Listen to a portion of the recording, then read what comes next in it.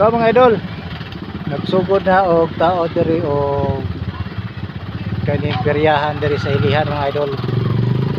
Kay hapit naman ang pista diri. Agosto na yung pista diri mga idol.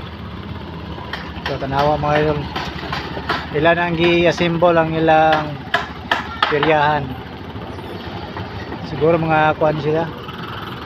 Ay bula-bula. Ya katong color-color. So daghan pa man siya mga idol. Pagong abot, daghan pa na siya. Ha? Ako ni mabuok, marag pila ni kabuok ug mabuo ni upat tulo. Ubay gyud. Dire na sa Ilihan. So sa mga mahiligo din na atang-atangin ninyo ang peryahan diri